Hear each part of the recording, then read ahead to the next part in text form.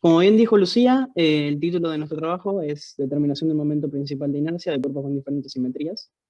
Y como se puede inferir de esto, el objetivo principal del trabajo consistió en determinar el momento de inercia para diversos cuerpos con distintas simetrías, a partir de un método que nosotros consideramos más experimental, que tiene que ver con la caída del cuerpo a lo largo de un plano inclinado, y otro método que consideramos más teórico, que tiene que ver con una fórmula que depende de la simetría del cuerpo. Además, nos propusimos comparar estos métodos y determinar cuál de ellos es más confiable. Y por último, evaluar si el método experimental depende de la altura inicial del cuerpo a la cual se lo suelta. Todo muy lindo, pero ¿qué es el momento principal de inercia? El momento de inercia de un cuerpo está muy relacionado con el movimiento rotacional del cuerpo. Para la rotación, el momento de inercia juega un papel análogo al que juega la masa para el movimiento de traslación. Sin embargo, contiene mucha más información que la masa, ya que nos habla de la distribución que tiene el cuerpo, la distribución de masa que tiene el cuerpo respecto de algún determinado eje. De esta forma, el momento principal de inercia de un cuerpo nos habla de la distribución de masa de un cuerpo en torno a alguno de sus ejes principales de inercia. Los ejes principales de inercia de un cuerpo simétrico se corresponden con los ejes de simetría. De esta forma, en esta diapositiva presentamos algunas imágenes donde se ve la fórmula del momento de inercia para cuerpos con diversas simetrías y respecto de qué eje se midió el momento de inercia. Al principio de los objetivos mencioné que el método experimental que nosotros consideramos tenía que ver con la caída de un cuerpo rígido a lo largo de un plano inclinado. Pero, ¿qué información nos puede dar esto del momento de inercia del cuerpo? Bueno, si planteamos que la energía del cuerpo se conserva a lo largo de la caída, podemos llegar a la siguiente expresión del momento de inercia en función de parámetros que son medianamente fáciles de medir, como puede ser la velocidad final del centro de masa, la altura inicial del cuerpo a la cual se lo suelta, el radio del cuerpo y la masa del cuerpo. Sin embargo, para que esta expresión sea válida, se tienen que cumplir dos hipótesis principales. La primera de ellas es que siempre se cumpla la condición de rodadura. ¿Qué significa esto? Que la velocidad relativa entre el plano inclinado y el punto de contacto del cuerpo sea nula. Es decir, que el cuerpo ruede todo el tiempo a lo largo que cae el plano inclinado. Si desliza, la ecuación deja de ser válida.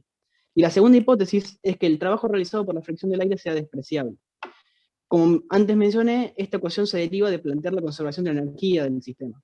Si hay fuerzas no conservativas que actúan sobre el sistema y estas fuerzas conservativas realizan trabajo, la energía del sistema no se va a conservar y por ende esta ecuación no sería válida. Bueno, siguiendo con el desarrollo experimental, es importante aclarar en primera instancia que tanto para el método experimental como para el método teórico eran importantes los datos correspondientes a la masa del cuerpo y al radio del mismo. Por lo que lo primero que hicimos fue sacar mediciones para esas variables y obtener los resultados de las mismas. Bueno, habiendo aclarado esto, sí, pasemos al sistema físico. Ahí en pantalla vamos a observar un ejemplo del sistema que armamos, que en este caso corresponde al realizado por Matías.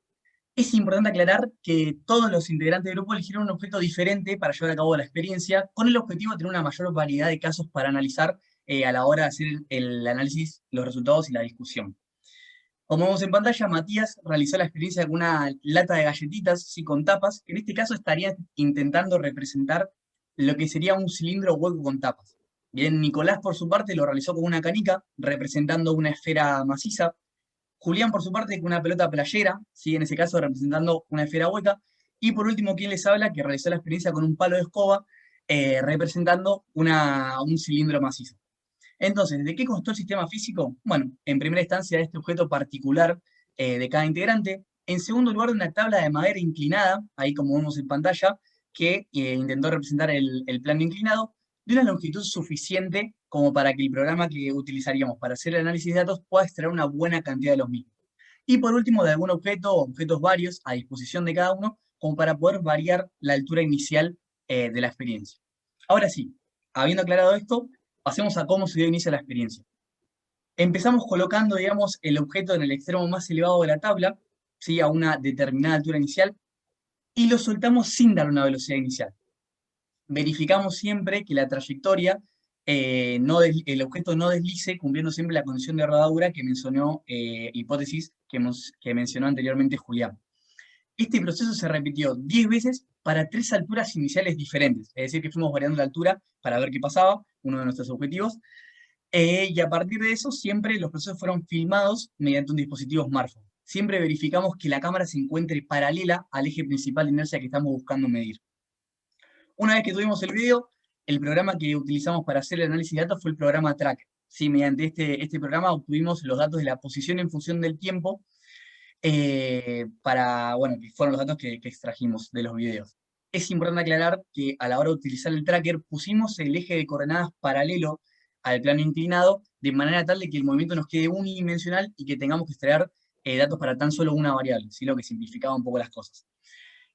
Bueno, con eso ya teníamos los datos como para poder encontrar la velocidad del centro de masa, que era el dato que nos estaría faltando para poder dar con el momento principal de inercia. El método que elegimos para sacar la velocidad del centro de masa fue el realizar un ajuste no lineal. ¿Sí? Nos parecía el método más confiable por la cantidad de datos que involucraba, entonces es el que utilizamos para obtener la velocidad del centro de masa. Una vez que obtuvimos este último dato, ya teníamos todo lo necesario como para poder calcular el eje principal de inercia mediante el método experimental.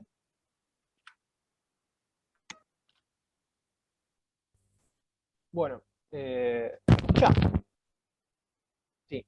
Una vez ya realizados los ajustes, tenemos los resultados con sus intervalos de confianza. En rojo tenemos los del método teórico, experimental, perdón, para cada distinta altura de cada distinto integrante. Y en el azul el teórico. Lo primero que me gustaría marcar de estos gráficos es que no tienen la misma escala, ya que, bueno, los métodos los órdenes de magnitud son distintos. Y hay una relación de por qué es así en la fórmula de arriba, que tiene que ver más que nada con el radio y la masa. Antes de seguir, me acabo de dar cuenta de algo que no está en el guión, pero la siguiente pregunta, si podés volver a la fórmula, la siguiente pregunta que nos vamos a hacer es si depende, básicamente, la altura inicial, el momento de inercia, ¿no? Si depende de la altura. Y ahí pueden ver en la fórmula que la velocidad está dividiendo a la altura, ¿no? Y como ustedes ya saben, a mayor altura inicial, mayor va a ser la velocidad final, entonces medio que se compensan. Eso nos va a spoilear un poco la respuesta, pero bueno. Entonces nada. Seguimos hablando de los órdenes de magnitud. Como pueden ver, el de Matías es más grande, básicamente porque él tenía una lata con el mayor radio y la mayor masa. Después el de Julián y el de Lautaro, por más que tenían objetos totalmente distintos, como lo son una pelota de playa y un palo de escoba, tienen momentos de inercia similares, más que nada porque básicamente el palo de escoba tiene un radio pequeño y una masa bastante considerable, y la pelota de Julián todo lo contrario. En mi caso, que utilicé una canica, me quedó chiquitito. Bueno, con el tema de las alturas, ustedes pueden ver que en 3 de los gráficos, los resultados, los intervalos de confianza no presentan diferencias significativas entre ellos. Salvo en uno, que es el de Lautaro, que básicamente lo que quedó así puede ser por cualquier cosa, por algún error de traqueo, por la dificultad que es manejar un palo de escoba, hacerlo rodar, o capaz que está doblado o algo. Hay mucho que considerar.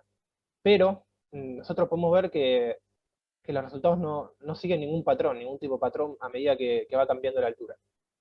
Bueno, con esto y lo que dije anteriormente de la fórmula, de cómo se compensan las magnitudes, podemos afirmar y contestar una de nuestras preguntas, que básicamente que el momento de inercia no depende de la altura en la que largamos el objeto. Bien, bueno, y pasando a lo que es el método teórico, podemos ver que para 3 de los casos no presenta diferencias significativas entre el método experimental y el teórico, excepto, bueno, en el caso de Nicolás, donde si bien todos los obtenidos por el método experimental dan similar, el teórico está como bastante alejado. Bueno, y después la precisión, podemos hablar que el teórico en general tiene una mayor precisión que el método experimental. Creemos que porque es una ecuación sencilla que posee pocas variables en juego, son solo 2, no requiere de una filmación o de un traqueo, entonces se obtiene un error relativo menor y una mayor precisión.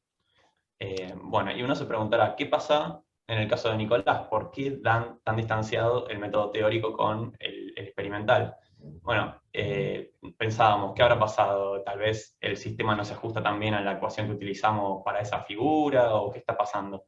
Y bueno, nosotros creemos que al ser la canica una superficie muy lisa, y al estar rodando sobre una tabla que en su caso fue de madera enchapada, que es también muy, muy rebaladiza, creemos que en algún momento puede no haberse cumplido la hipótesis de la rodadura y haya deslizado, aumentando la velocidad del centro de masa o disminuyéndola. Eso depende también de qué otros factores pueden haber jugado que hiciera que la ecuación experimental no fuera tan válida. Y eso puede haber alterado el valor del momento de inercia, haciendo que no se cumpla, digamos, que haya diferencias significativas entre un método y el otro. Bueno, y pasando a los ajustes, viendo los ajustes y los residuos para cada uno, esto es básicamente los casos más patológicos de cada uno, donde de las 10 series hay 2 o 3 de cada uno, acá ponemos una sola, pero hay 2 o 3 de cada uno, en las que los residuos no fueron muy lindos, tienen un aspecto más sinusoidal, no tienen esa aleatoriedad que uno esperaría para considerarlo un buen ajuste. Esto nosotros se lo atribuimos a que, como estamos tratando de traquear objetos que no son puntuales, y estamos tratando de seguir el centro del objeto, al utilizar el tracker con el autotracker, muchas veces puede estar tomando puntos distintos del radio del objeto, y no siempre tomar el mismo punto. En algunos casos, bueno, cuando era muy evidente lo ajustábamos un poco a mano, pero cuando dejábamos libre al autotracker, podía darse estas fluctuaciones, lo que hicieran que el error, digamos, del ajuste, cuando luego promediamos todos los ajustes, puede generar un error un poco mayor.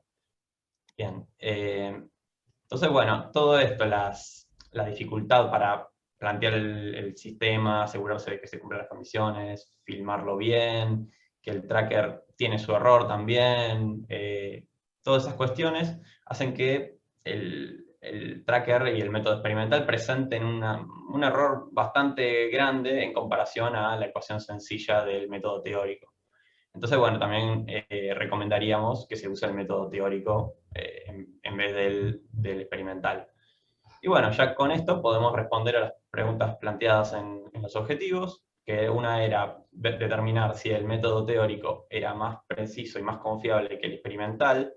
Y bueno, esto ya lo respondimos recién. Sí, el método teórico presenta un menor error relativo, lo que lo hace más preciso.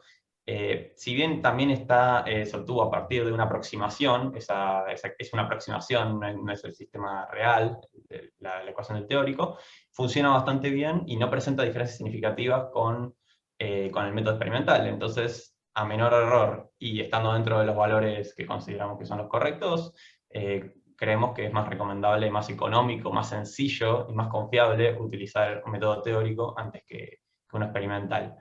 También, lo otro que queríamos saber era si la altura inicial condicionaba el valor del momento de inercia. Y bueno, ya vimos también que no vimos una tendencia clara entre el momento de inercia y la altura. Al parecer se compensa, como bien decía Nicolás, luego con la velocidad del centro de masa, cosa que no afecta tanto al final en la ecuación experimental. Entonces, determinamos que no vemos ninguna relación, parecería ser independiente la altura inicial del momento de inercia. Y bueno, así terminamos la charla, y esperamos que no se haya dormido nadie, y que el meme ahí de fondo haga su mensaje subliminal, y ya no sé si es subliminal, liminal, superliminal, o como sea el mensaje que influye. Así que bueno, muchas gracias.